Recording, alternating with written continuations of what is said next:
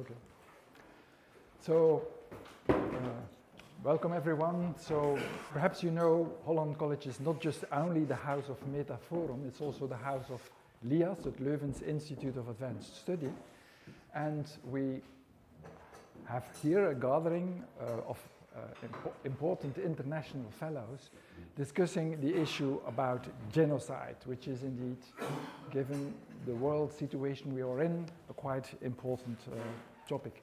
And we make use, of course, by the fact that these people are here, also to give them the floor in our lunch debates on Thursday. So Raz Segal will indeed introduce the discussion today. And Raz is, of course, someone who is very well known about the genocidal issues. He is a scholar in genocidal studies, and he is appointed at the Stockton University in the United States, and he has written some important books: Days of Ruin, The Jews and Munkacs During the Holocaust, and also Genocide in the Carpathians, War, Social Breakdown and Mass Violence, 1940-1945. And then the reply will be about by Alette Smeulers from the Rijksuniversiteit van Groningen. She has studied political science, she has a master in criminology, and she has also written very interesting books, among them Angstaanjagend Normaal, over oorlogsmisdadigers, genocideplegers en terroristen. A book that I warm advise you to read. So I give Raz immediately the floor. Thank you so much, Bart. You can all hear me? Yes? Good. Hi. Good afternoon, everyone. Thank you, Bart and Jelle, for the invitation, and thank you all for coming. So I'll jump, in the interest of time, I'll jump right in, and I'm looking forward to the response, Alette, and then to our discussion. So for more than 4 years now, the longest land war in Europe since World War II has been raging in Ukraine, following Russia's full-scale invasion of the country in February 2022. The war has turned more than 5.5 million Ukrainians into refugees, nearly 5% of the staggering number of 120 million forcibly displaced people around the world today. The following year, 2023, began with Azerbaijan's siege on Armenians in Nagorno-Karabakh. For 9 months, around 110,000 Armenians in the enclave lived in increasing misery and hunger, which ended with a military assault by Azerbaijan in September 2023 that forcibly displaced nearly all of them to neighboring Armenia. The next month, Israel responded to the Hamas attack on October 7th with a genocidal assault on Gaza that is still ongoing and that has killed so far over 100,000 Palestinians, including more than 20,000 children. Also ongoing is genocidal violence in Sudan, where the Rapid Support Forces captured al-Fashil in the Darfur region in October 2025, following an 18-month siege, and carried out massacres that left blood-stained sand that can be seen from space. Horribly, of course, the list goes on and on and on. This broad context challenges the framework created and maintained by state institutions of global Holocaust memory. And when I say global Holocaust memory, I mean the institutions. So the United States Holocaust Memorial Museum, for instance, the USHMM, the International Holocaust Remembrance Alliance. These are state institutions that are in charge of this global Holocaust memory culture. So this broad context challenges the framework created and maintained by state institutions of global Holocaust memory, which position the Holocaust as a unique event, perpetrated by the uniquely evil Nazis and motivated by anti-Semitism as a unique hatred. As you can see from the title, I'm very critical, of course, of this framework of uniqueness. Now, there is, of course, a history to the idea of Holocaust uniqueness, which was facilitated by the formulation of the concept of genocide in the UN Convention on the Prevention and Punishment of the Crime of Genocide in 1948. In that moment, what we now call the Holocaust, and of course no one used that term at the time, was characterized as more terrible than genocide. This hierarchy, which later came to embody the essence of the academic field, my academic field, Holocaust and Genocide Studies, right? So this hierarchy is in the title, Holocaust and Genocide Studies, served a crucial interest for the victors of World War II. This hierarchy, it separated Nazi mass violence from the long history of Western colonial genocides and the shorter history of Soviet genocides that preceded it.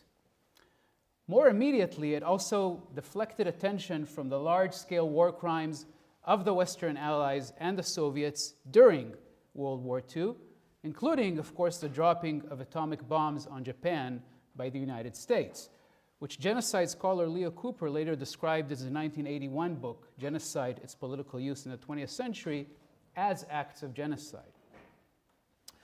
The shared Soviet-Western interests on the new crime of genocide ended there. In the West, this hierarchy, Holocaust and Genocide Studies, rendered Jews the purest victims, a move enabled by the foundational place of Jews in the so-called, quote-unquote, Judeo-Christian world.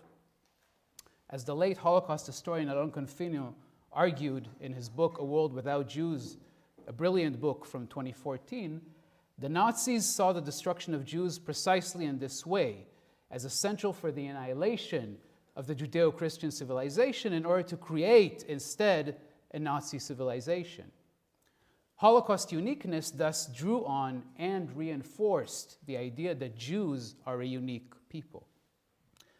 Now, uncompromised victimhood of Jews during the Holocaust in this framework morphed after the war into superior morality. So Jews as a unique people also have a superior morality, and this idea then joined the core element of the Zionist project, conflating a people, Jews, with the new state of Israel that emerged in 1948. Thus emerged the common view in Israel and the West about the Israeli army as the most moral army in the world. You've heard this idea, right? That the Israeli army is the most moral in the world. And it became unimaginable that Israel could perpetrate any crime under international law, let alone genocide.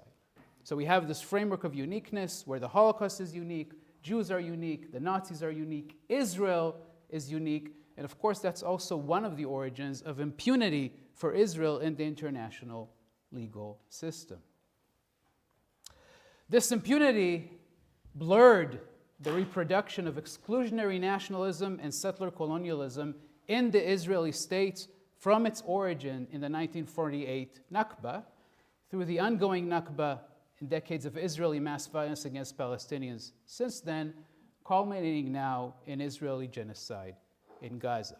So it's very important to say Israel was created as a self-declared exclusionary nation state and as a self-declared settler state, right? So it actually reproduced the problems that led us to the war, to Nazism, and to the Holocaust. State authorities in Europe have enthusiastically endorsed the global Holocaust memory framework of Holocaust uniqueness because it marginalizes and at times even erases state violence by their states during the Holocaust. Now, I'll just want to give you a very brief history lesson just to give you a sense of one of the examples that I'll be using, Hungary, because we'll be referring to Hungary a bit. So this is Central, Eastern, and Southeast Europe, 1910. You can see Hungary here as part of the Austro-Hungarian Empire in blue, in shades of blue. Yes, we can all see. Okay. After the war, Hungary's on the losing side. It shrinks. The 1920 Trianon Treaty takes away all its borderlands, a lot of its population. It's humiliated, defeated, right? It's a small state. Recovering Greater Hungary. Here we can see, right, in red, the large borders in the imperial period.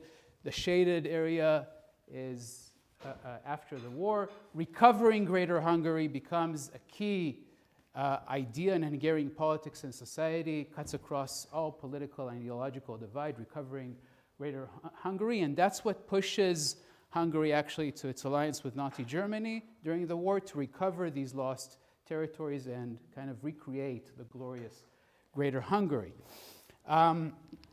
So in the case of Hungary, the global Holocaust memory framework of Holocaust uniqueness limits the Holocaust to violence that unfolded after Germany invaded the country, its ally actually. Hungary was allied with Nazi Germany, as I said. Germany invades the country in March 1944, mostly in order to make sure that it doesn't change sides and join the Allies, and also to harness its economy to the war effort. And after this invasion, in the spring and early summer of 1944, there's the mass deportations of more than 430,000 Jews from the Hungarian countryside, except Budapest, to the Nazi annihilation camp in Auschwitz from May to July, where about 80% are murdered upon arrival. That's what's considered the Holocaust in Hungary after March 1944. Hungarian state violence prior to March 1944, which aimed to realize this Greater Hungary, this lost Greater Hungary, rather than any German interest, that remains outside the scope of the Holocaust in Hungary, even though by March 1944, before the Germans come in, Hungary had deported and murdered tens of thousands of Jews already, alongside Roma, Serbs, Romanians, and Carpatho-Ruthenians, whom the state defined, like Jews, as non-Hungarian, foreign, and dangerous to this vision of Greater Hungary.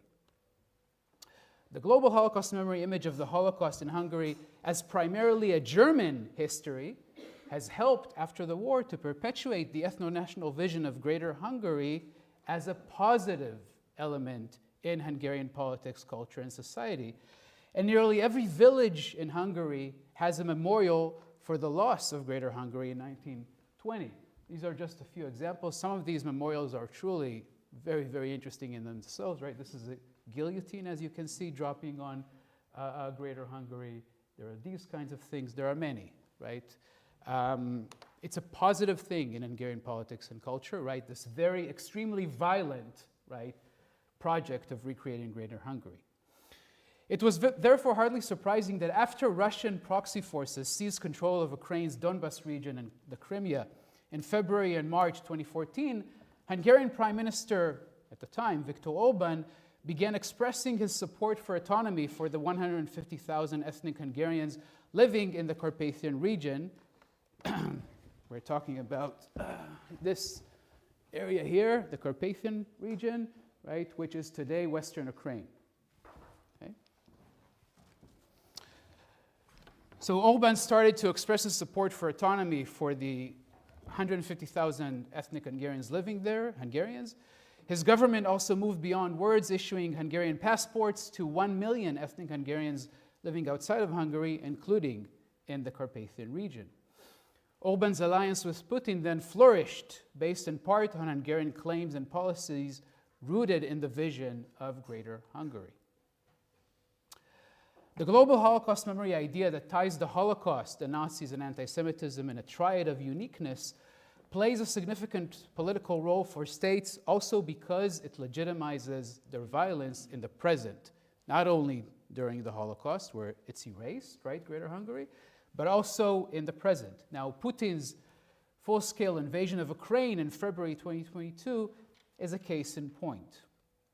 He justified his unprovoked war of aggression and occupation, as we remember, I imagine, as a war of, quote, denazification.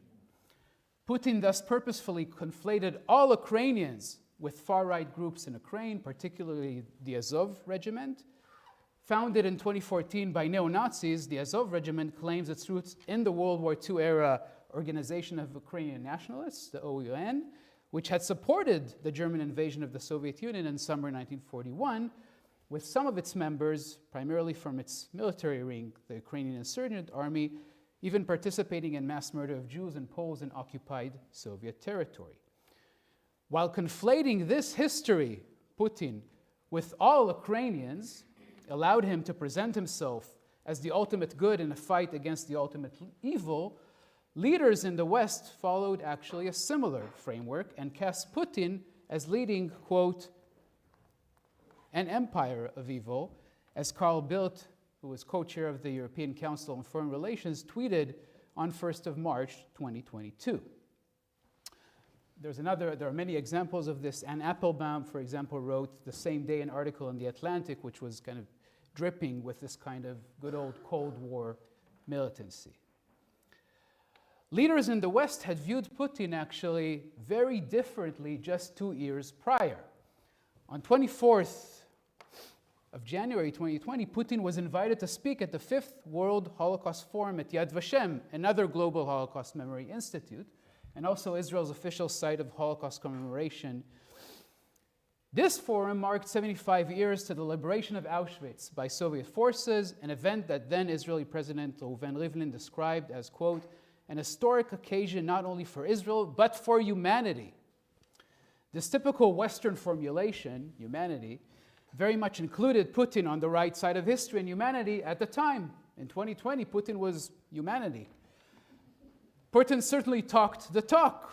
In Jerusalem, he said, we have to be vigilant, not to miss when the first sprouts of hatred, of chauvinism, of xenophobia and anti-Semitism start to rear their ugly head, he said in his speech.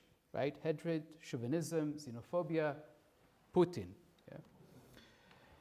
Putin then went on without batting an eye to present a distorted history of World War II and the Holocaust, including distorted maps at Yad Vashem in Jerusalem, to fit a Russian narrative that erased the Nazi-Soviet alliance in the destruction of Poland in 1939, and presented Ukrainians, Latvians, and Lithuanians primarily as Nazi collaborators.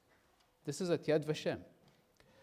Significantly, Yad Vashem did not invite Polish President Andrzej Duda and Ukrainian President Volodymyr Zelensky to speak. Duda therefore refused to attend, and Zelensky arrived in Israel, but eventually also decided not to attend the gathering at Yad Vashem. This spectacle of weaponizing Holocaust history stood in marked contrast to the forum's goal of, quote, remembering the Holocaust, fighting anti-Semitism. That was the title of the gathering. The forum provided Putin with an opportunity to falsify rather than remember history and envision a world turned upside down, a world that he would realize, Putin 2 years later, Ukrainians facing an unprovoked war of aggression that targeted Ukraine for destruction became, in Putin's eyes, Nazis. Putin drew on the history of this conflation in Russian politics and society, stretching back to World War II and the years immediately after the war. He most likely also knew that his host in Jerusalem, Israeli Prime Minister Benjamin Netanyahu, had used the tag Nazis in a similar way to vilify Palestinians. In a speech in the World Jewish Congress in 2015, Netanyahu infamously asserted that the Palestinian Grand Mufti Haji Amin al-Husseini planted the idea to murder Jews in Hitler's mind. This claim was so outlandish, with no connection to historical reality, that even strongly pro-Israel Holocaust scholars rebuked Netanyahu publicly for it. This was not the first time that an Israeli prime minister described Palestinians as Nazis. In summer 1982, as is well known, during Israel's attack on Lebanon that year, Menachem Begin compared Palestinian leader Yasser Arafat in Beirut to Adolf Hitler in his bunker in Berlin at the end of World War II. Both Netanyahu and Begin were drawing themselves on the conflation of Arabs with Nazis that Israel's first prime minister, David Ben-Gurion, had made numerous times, starting from his address to the Zionist General Council in Zurich in August 1947. Putin also knew that Netanyahu had hosted Urban in Jerusalem less than 2 years prior, in July 2018, including a visit of Viktor Orban at Yad Vashem. Now, it made no difference to Netanyahu that in summer 2017, Orban described Admiral Miklos Horthy, the anti-Semitic head of state of the Hungarian state during World War II, as one of several, quote, exceptional statesmen, even as Horthy, of course, had overseen the persecution and destruction of Jews in wartime Hungary. Orban also orchestrated that summer a crudely anti-Semitic election campaign by his party, Fidesz. Hundreds of billboards throughout Hungary told the public, don't let George Soros have the last laugh, targeting, of course, Holocaust survivor and billionaire George Soros, who had supported organizations that challenge Hungary's nationalist and anti-democratic policies. But there was much more to this propaganda campaign. The billboard presented basically Soros as quote-unquote the laughing Jew, a well-known anti-Semitic image of alleged global Jewish power that Hitler and many other anti-Semites had used. The charge in this case was that Soros was facilitating the entry of Muslim migrants into Hungary to destroy the society and the state, a paranoia quote of white genocide that in this case combines anti-Semitism and Islamophobia. It also denies that refugees are refugees, which echoes the way anti-Semites around the world had portrayed Jewish refugees fleeing Nazi Germany in the 30s and 40s as a danger, as spies, as spreading disease, as people who seek to deprive locals of employment, and so on and so forth. Now, Israel's ambassador to Hungary, Yossi Emrani, responded to this billboards with a statement that described them as what they were, anti-Semitism. The next day, however, Netanyahu ordered Israel's Ministry of Foreign Affairs to retract Emrani's statement and convey instead Israel's agreement with Hungary's attack on Soros, who had supported organizations that criticize Israel as well. To intensify the absurdity, the following year in Jerusalem, Netanyahu praised Orban as a leader fighting anti-Semitism, even though many Jews in Hungary had understood all too well the anti-Semitic nature of Fidesz's campaign. Netanyahu thus weaponized the struggle against anti-Semitism in the service of Israel's interests and at the expense of the interests and safety of Jews who were facing an anti-Semitic state. This was the meaning of quote-unquote fighting anti-Semitism in the Yad Vashem's forum title in January 2020. And when Putin arrived in Jerusalem that month, he knew that he had a true partner in Netanyahu in the falsification of documented reality, past and present. But unlike Orban, Putin was not interested in the weaponization of the struggle against anti-Semitism. Putin understood that the concept anti-Semitism plays a key role in formulating both the history of Jews and the Holocaust within and beyond that history as unique. So that's what interested Putin. And he sought not just to benefit from this framework of uniqueness, but paradoxically to become part of it. On the day before the forum, joining Netanyahu in dedicating a memorial in Jerusalem to the German siege of Leningrad during World War II, Putin said in his speech that, quote, "The Holocaust and the siege of Leningrad cannot be compared to anything else."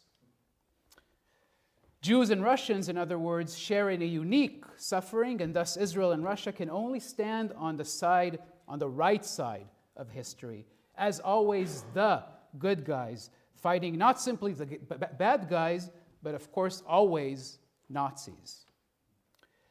It should have surprised no one, therefore, that Putin cast Ukrainians as Nazis 2 years later, and that Netanyahu and other Israeli political leaders have repeatedly described Palestinians in Gaza as Nazis after October 2023.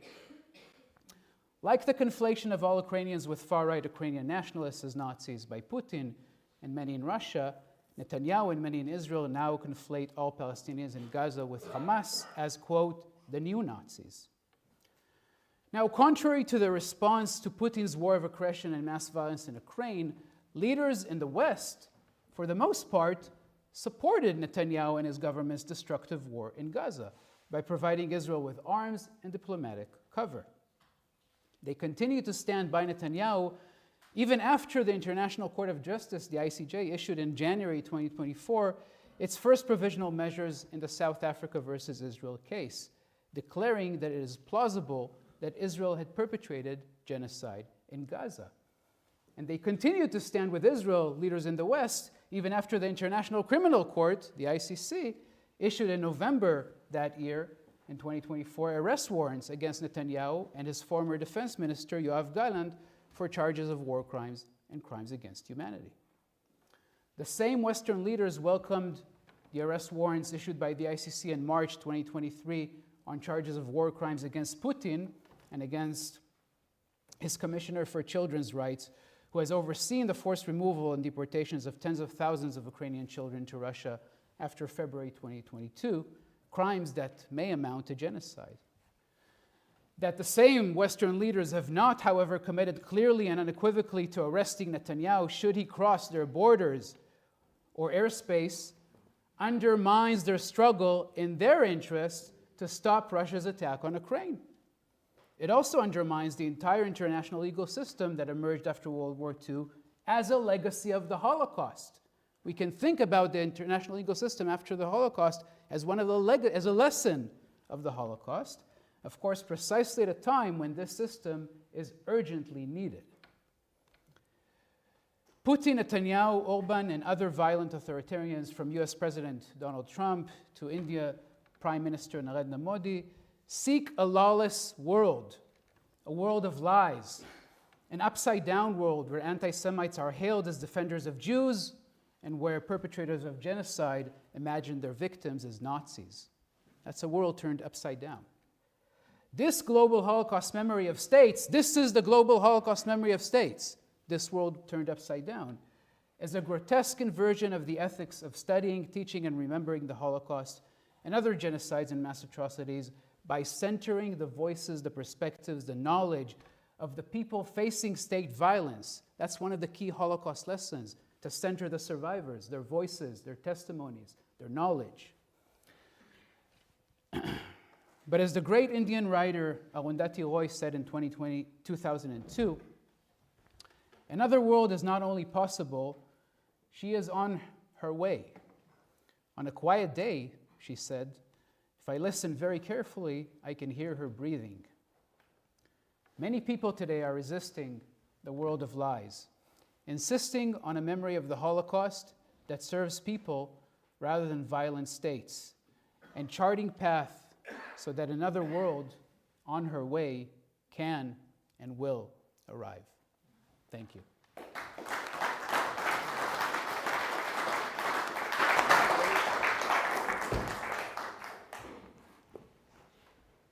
Thank you very much for this very clear talk on the uniqueness of the trap of the uniqueness of the Holocaust. There's not much I can say against it because I totally follow everything you said, but I want to add a few things from my research. But starting with a personal experience I had when in October I went to Johannesburg for the International Association of Genocide Scholars, and there was a protest in front of the building, the Center, Johannes Center of Genocide and Holocaust Studies, against genocide. Unfortunately, you see these type of protests are qualified immediately as pro-Palestinian, whereas I, on the one hand, think it's good to focus on the fate of the Palestinian people, but it's also a framing. I think it would have been better to qualify it as a pro-human rights demonstration and an anti-genocide demonstration, because you saw also very strongly that most people there protesting were South African Jews and Black South Africans, saying, well, of all the people who should know that what is going on is wrong are these groups because they've suffered from it. Now, from my research and reading also from other research, what I see very strongly is that people hold on to this binary world view. You focused on that as well, you mentioned it a few times, but you see very strongly this us versus them, good versus evil. Us is good, evil is them, is the other party. And in my research on perpetrators, I see very often that people see the perpetrator as someone else, someone outside of us, someone who's very different, rather than realizing it could be us. It could be one decision made wrongly, which put us on the wrong side of history. And that is much harder to accept.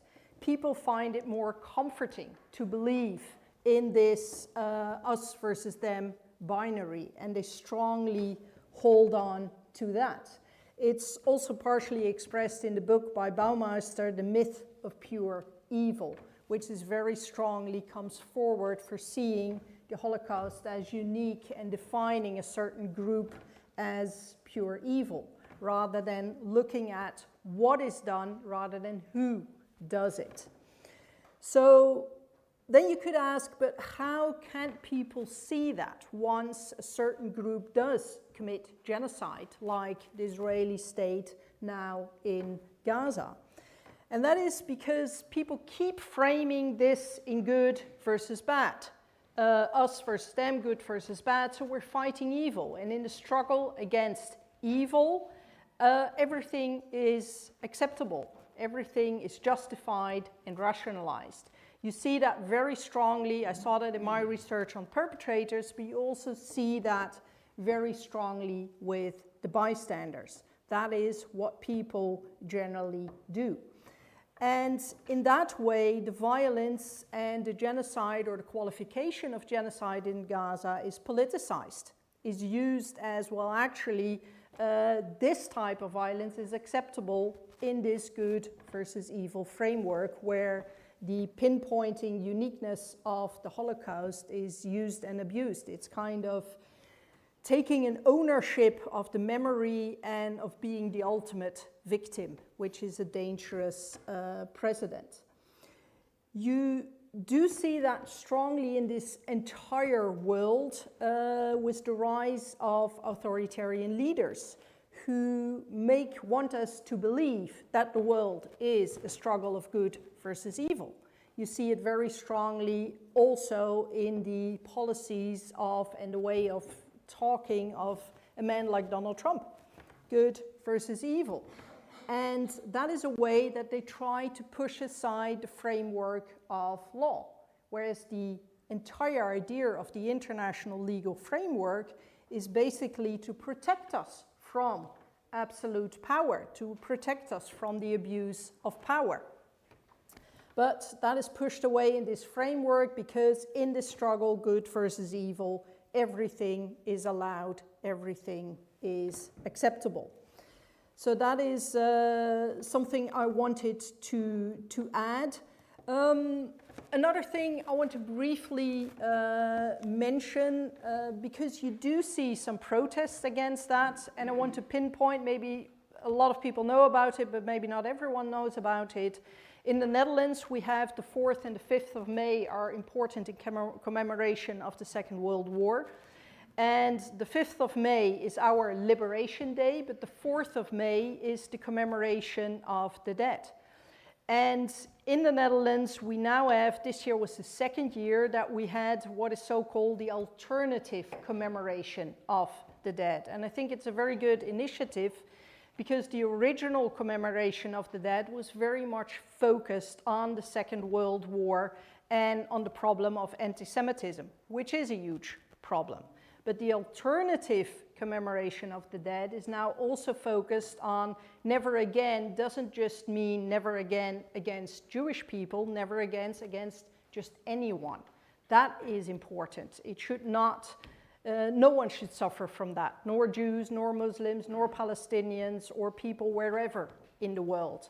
So there are some good initiatives coming up to close at least on a positive note. I was also asked to end with a question for you. So my question is then, you focused on the uniqueness of the Holocaust. I think in some ways it's still unique, but as any and every genocide has unique elements. The problem is tying this uniqueness to the politicization of memory and the ownership on victimhood. That, in combination with what you refer to yourself, also the rise of authoritarian leaders and this divide, good versus bad. My question to you is, what can we do about this? Thank you, Alette. We have time until 9 in the evening, right? Maybe we gather some questions and then the difficult answer. I can no think problem. for a minute so and a half if on someone what has do a question, raise your hand. We come with the micro with you because that's for the recording. Thank you, Raz, so much for your presentation. So thank you for laying out how Holocaust memory has been used and abused for yet another genocide. So does this mean this is the end of Holocaust studies as we know it? Or if it isn't the end, what role would the Palestinians play in a renewed understanding of Holocaust studies? Thank you. Gather some questions and then you can reply. This is two parts. So to start with, which is something that I find, or I don't know if it exists, which is in general the role of the political economic context of Holocaust studies in shaping the epistemological boundaries of that discipline. And also in the very, that is one side of the question, or if you can highlight on that. But then the second part is in relation to the fact that the Holocaust was more or less, as Amos Cesar would say, the boomerang effect of colonization into Europe, and whether or not that uniqueness is inherently premised on the idea that this was the first time that these same mechanisms that were used on others were suddenly used inside of Europe, within mainland Europe. And also what always, of course, strikes anyone who comes to read that the discipline of Holocaust and genocide studies is the absolute and utter absence of the fact of that linkage, let's say, between how these same tactics were developed over colonial history, as well as genocide being instrumentally a tool of colonization, which inevitably, of course, was the biggest, let's say, epistemological weakness or absence when it happened around Palestine, because inevitably, as any settler colonial entity would do, the genocide was hauntingly foreseeable, and yet somehow epistemologically denied, let's say, even reckoning with it, specifically in mainland Europe, over and over again with all the colonial erasure, the role of that, perhaps. Thank you. Thank you, Raz and Alette, for the presentations. I have two questions and a comment with regards, and I think my question to Raz is linked to your question, Alette. Whose fault is it that the genocide, the study, the field of fields of studies of genocide and atrocity crimes, that it has been so centered around the Holocaust experience and not beyond, pre and after the adoption of the Genocide Convention? With the Genocide Convention, we know that states are the leading in how the framework was has become more restricted, limited, etc. in the definition, interpretation. But then after, with the existence of known realities of genocides within Europe, outside Europe, pre-colonial, post-colonial, whose fault is it that the genocide studies field has been so limited in its, let's say, thematic and geographic and ethnic focus? And the other question that I had is for you, Alette. I agree, we can't keep stuck in a framework of good versus evil, but the reality of our world today, as we see it, is that it's full of evil, fundamental evil, from extractivism to slavery to apartheid to genocide. It is full of evil in our immediate surroundings, even here in Europe, with the oppression and the criminalization of migrants and so on at the sea and borders, to the racialization of Europe's own citizens and refugee population.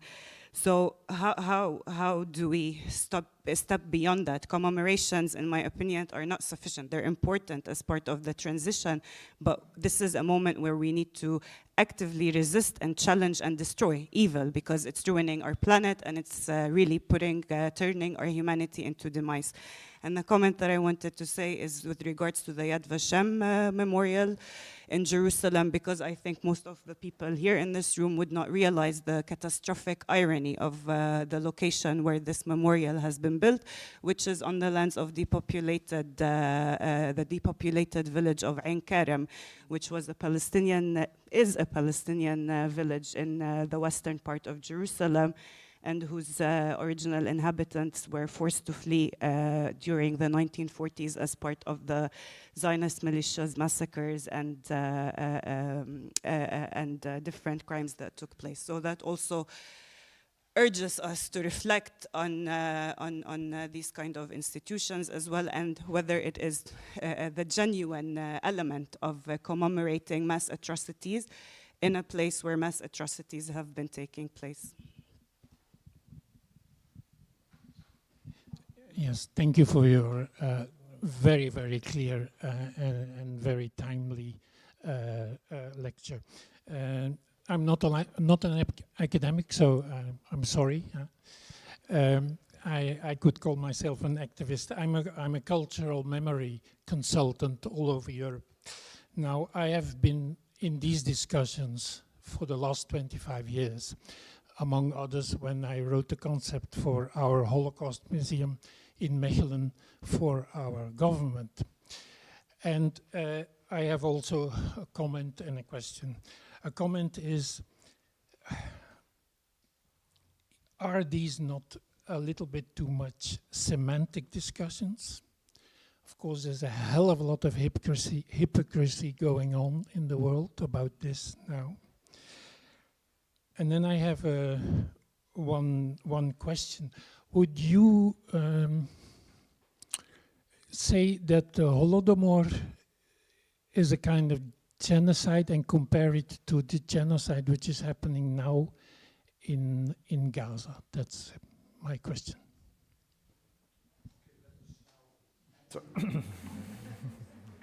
Okay. Thank you for your questions. So maybe it's good to begin with the field of Holocaust studies, and which later in the 1990s expanded into kind of Holocaust and genocide studies. But of course, as I said, it's a very strange title for a field, right? If the Holocaust is a genocide, then the title of the field is strange, to put it lightly, right? Holocaust and genocide studies. Look, the field is complicit in this violence from the beginning, right? As I said, the idea, the framework of Holocaust uniqueness, what it did was create this broader uniqueness: Jews, Holocaust, Nazis, Israel, right? Which meant that immediately the crime, the foundational crime of the Israeli state that everyone saw, including Holocaust survivors, right, and talked about at the time, it had to be in the international legal and political system denied. Nakba denial, therefore, emerged as a foundational element of what we call Holocaust studies. Right?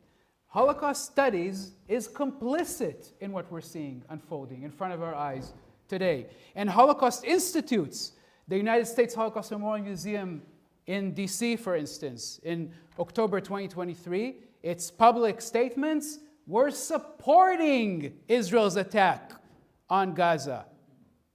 Supporting, providing rationalization for Israel's attack on Gaza, including by presenting Palestinians in Gaza as Nazis. Right? A complete distortion of its slogan, by the way, which is never again what you do matters. Holocaust scholars, unfortunately, a lot of Holocaust scholars, right, are, and we need to use this word, complicit in the violence.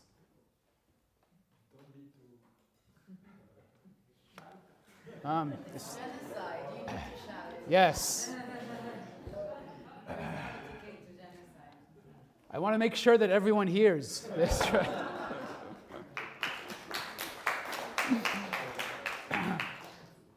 In November 2023, a number of Holocaust scholars published an op-ed in Haaretz in Israel, right, that provided rationalization for Israel's attack on Gaza, including reproducing atrocity propaganda like the 40 beheaded babies, which by then was very clear that it never happened. Holocaust scholars, very senior Holocaust scholars, by the way. So the field is kaput from the beginning. Right? It can't continue.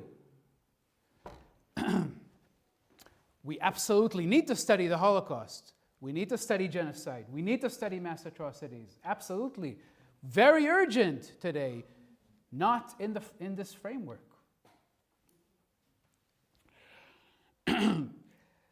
Let me say, because this is not at all just semantic, right? Because the concept of genocide, as I said, in 48 played a role in this hierarchy of Holocaust and genocide studies, even though no one used the word yet, Holocaust, right? And the Nakba denial, the ICJ provisional measures, 3, by the way, in January, March, and May 2024, right? Each announcing and confirming that it's plausible that Israel is perpetrating genocide in Gaza, right? The ICC arrest warrants against Netanyahu and Gallant. Regardless of what will happen in these cases, regardless of the final ruling of the ICJ, and by the way, there is a growing and significant consensus among international legal experts that the ICJ judges will have no choice but to rule genocide. But regardless of that, this is already an earthquake, right? Impunity has already cracked. We are in a time of potential transformation. This is not just semantic, right? By potential transformation, I mean that this is mobilizing people around the world, right? And why? Because the international legal system has not only discarded Palestinians. We live in a world with 120 million forcibly displaced people today, rejected by the international system of nation states, right? The international legal order has discarded them for a long, long time. People recognize this around the world today. There is significant mobilization around this, and we are in a period of significant potential for change. It might not happen. It could all fail, right? But it might not fail, right? And for that chance, it's worth the fight, it's worth the struggle, the effort, and the time. I'll just say,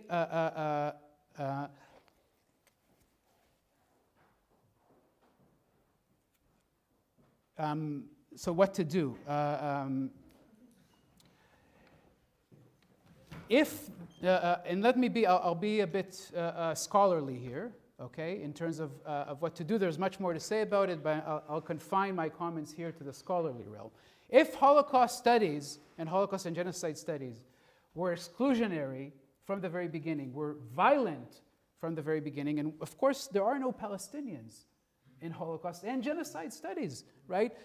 They don't appear in the centers, in the research centers in the field, in the PhD programs, in the graduate programs. They don't publish in the journals in the field, right? They see the field, and rightly so, as an enemy territory, right? If we take seriously the Holocaust memory idea of forefronting the Jewish survivors, but not only the Jewish survivors, of forefronting the people who face state violence, right? Taking their voices, their knowledge, their perspectives seriously, then it's time now to do this, right? Because Palestinians in Gaza, by the way, from the first days of Israel's attack, have been talking about genocide, right? There are a lot of Palestinian perspectives and voices and testimonies that we haven't taken into consideration well before October 2023, and certainly after October 2023. This is the time to do it. But let me tell you one more thing about this, which is very important. We've also not been listening to Jewish survivors, as strange as it might sound to you. And we actually have massive collections of testimonies of Jewish survivors. Just in the Spielberg collection, the Shaw Foundation, right? More than 50,000 testimonies of Jews. And we have a collection at Yad Vashem and in the Yale Fortnow Archive, and even smaller collections like the Degob collection immediately after the war in Budapest in 1945, created with testimonies of Hungarian Jewish survivors. We have a lot of testimonies of Jews, and we haven't been listening really to Jewish voices. We've been listening to some Jewish voices when they tell us what we want to hear, and when they're tied to the institutes, to the state institutes of global Holocaust memory, right?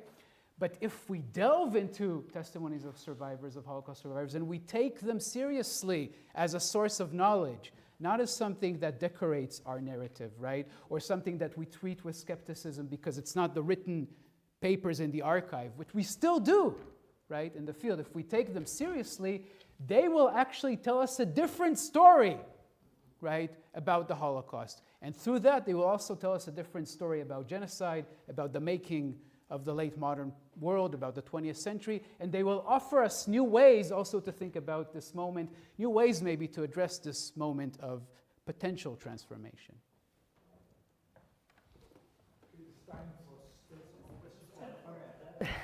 Alette, do you want to respond? Yeah, I want to. Thanks a lot for your question, because I might not have expressed myself clearly enough. The good versus evil, I said, is attached to the us versus them, and that is wrong. Because that would mean if we are good, so no matter what we do, we stay good. They are bad, no matter what they do, they are bad. And that is problematic. And that is what more or less follows from the uniqueness of the Holocaust. Saying that certain people are good, are victims, other people are bad, and whatever we do is good. So we should refocus, reshift, not looking at who the person is, but what he or she does. Look at the act. Genocide is genocide, no matter who commits it.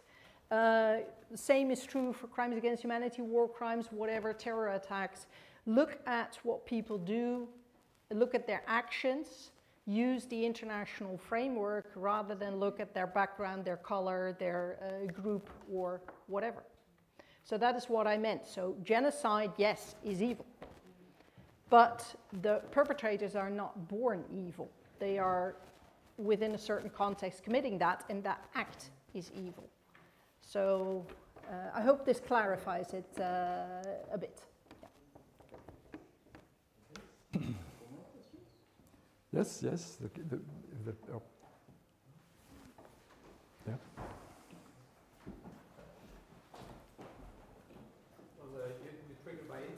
If you say we have to listen more carefully to the Holocaust survivors, what story would they tell us that is different from what we know? Could you say a few things about this?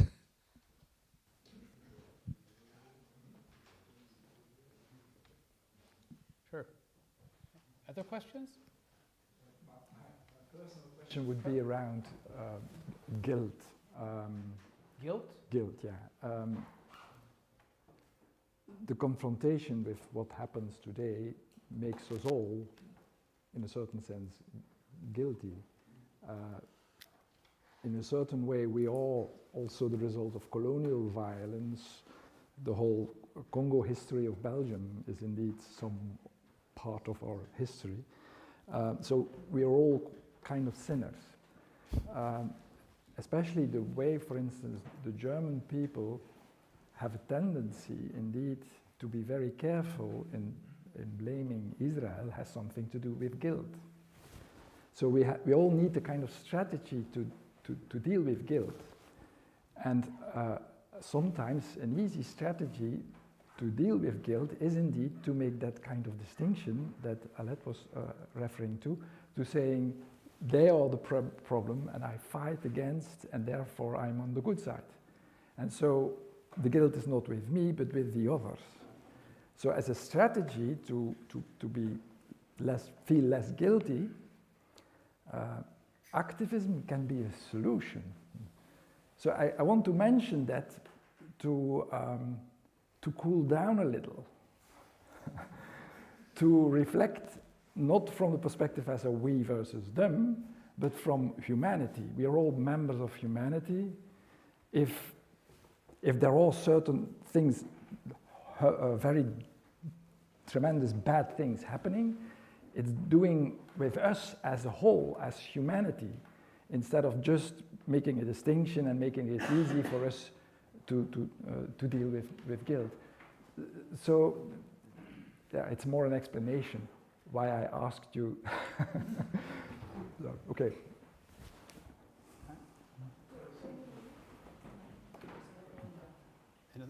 Yeah, I have a question related to your request of broadening activities, not to stick to just one unique problem.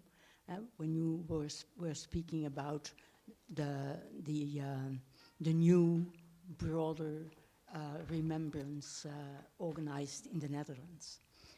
My question in that regard is, if you want to broaden it in a, let's say, in a convincing way. You need to share a lot of information with people in order to organize in a different way. And at a moment where time is so crucial, I'm just wondering, aren't you then not losing a bit of time in order to act where it hurts now?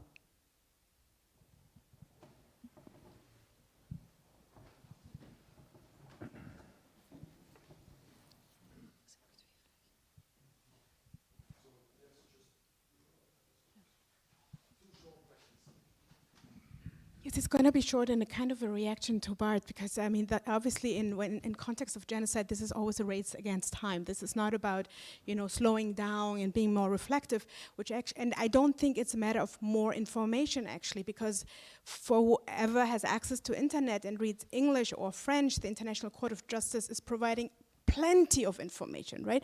So my question is actually one that is particularly hard for academics, which is the concept of maybe affect. So if information is not doing the job, if we cannot permeate and we cannot reach out to the other through what we usually do, academic writings, explaining, bringing in history, bringing in medical expertise, ecological expertise, what could affect, like working with affect in whatever way could do, which I think is a much harder question for us as academics right now.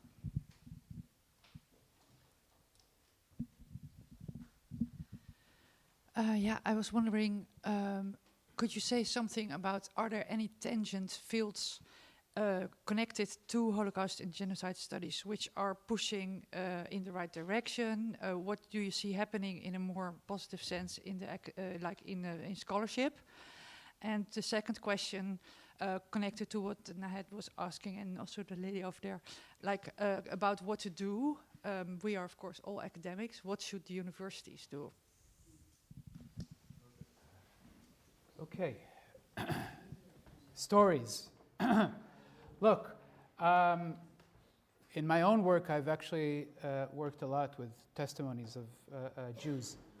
And one of the things that are clear from a lot, not all, but a lot of testimonies of Jews, at least from the ones that I've looked at, is that in many cases they tell us a story about a past that was destroyed that included a shared society. Now, when I say a shared society, it's not a nostalgic, we can't go back to the past in any case, right? Obviously, right? And this is not nostalgia. It's not, oh, once there was a past and it was so great and everyone was hugging each other, right? No. A shared society means that people live together in good times and bad times, in cooperation and tension, including violence and all kind, everything that we know about shared existence and shared societies. But one thing in that shared societies was very important. No one actually questioned the belonging of others to the place, even when they hated them, or even in acts of violence, right? People's belonging to a place were not the issue. This changed dramatically, right, with the rise of the nation-state system after World War I, when people's belonging to a place which was their homelands, right, forever, right, became a question. The Jewish question, the Armenian question, all these kind of questions. We live in an era of questions and problems, right? That then their solutions, of course, increasingly more and more exclusionary and violent, right? So again, this is not about nostalgia, but it's about thinking that if we tend to think about history backwards, and in this case, through the Holocaust happened, we say there must have already been a problem. In many accounts of Jews, right, even when they're very critical and angry about their past lives, there's a lot, right? If we're really listening and reading, there's a lot about shared societies. Now, after the war, of course, remember, Jews were not to be reintegrate the survivors into Europe, God forbid, right? It was a continuation of forcibly displacing and removing Jews from Europe to their, quote-unquote, nation-state in Israel, right? One of the things that we can think about in this moment about Palestine, Israel, right, if we really want to take seriously the idea of shared societies, is return Palestinian return, right? Usually people say, well, you know what, do Jews need to go away in a different future of Palestine? No. Palestinians need to return to their homeland that Israel had forcibly displaced them from, right? And that's part of thinking about a shared society. Well, there's much more to say about this, but this is just one example. And there's, of course, many more stories and examples to give from really listening and engaging seriously with testimonies of Jews. But I'll just say, and there's much more to say, we don't have time, Yolanda, to talk about the field more. I think only a few minutes, and I want to give you some time. But I'll just say one thing about what to do more broadly. And this is a time, Bart, that, this is just my style. That's how it is. I shout, right? And I scream at the audience, right? But this isn't a time to cool down, right? This is a time to shout more, to do more. Yes, to engage also in activism, informed activism, yeah? And what do I mean by that? What do I mean by that? There is an argument, I think, to be made, or at least a question to explore, whether the mass protests around the world in the fall of 2023, right, where people used the concept of genocide not in any international legal way, but as a rallying call, as a slogan, right? I think, at least as a question to ask, whether that played a role in pushing South Africa to submit its charge of genocide against Israel in the ICJ and create and start this process of cracking the impunity for Israel. Mass mobilization is very, very important from below. It's happening, and we, at least in this, I think, in the scholarly world, we need to be part of that. We need to push that further and farther. Now, a significant part of this mass mobilization also has to do with pushing, indeed in the international legal sphere, for accountability. There cannot be a post-genocide, right, without accountability. There cannot be. And that also, to your question, Yolanda, has to do with our universities, right? We're in a university now, a very large and influential university, right? I teach in a university in the United States, a very small and not influential university in the United States. But universities, if they don't recognize if they don't recognize that the International Court of Justice, the highest court of the United Nations, has told them that there is a plausible genocide going on, and by the way, that activates the convention, risk of genocide, right? That comes with serious responsibility. Not to aid the genocide perpetrators, right? Not to collaborate with them, not to provide them resources, right? If our universities don't do that, we should push very hard, relentlessly, in an uncompromising way for them to do this, right? So we need to be very clear on what's going on, what's at stake. People's lives are at stakes, right? And we need to act accordingly. Again, there's much more to say about what to do and to be angry about it, I think. But I'll stop here. I'll keep it brief because of the time. But yes, precisely because we don't have any time to lose because of the victims there now, we need to act. So I think that's very important. Never again is now. As to the guilt and responsibility, I'd like to make a distinction between the two strongly. Responsibility should be taken up as broadly as possible because we are all responsible for what is going on in the world, and we should all do what we can from our situation. And guilt, I see something more as in hindsight and has a dangerous accountability. Crucial, yes, but guilt also has the danger of pointing fingers and then make this, again, us versus them distinction, which justifies renewed crimes. So therefore, I would say tie guilt to accountability to the most responsible, but have responsibility very broadly. We all have a responsibility to do something. And then the last question to scholarship.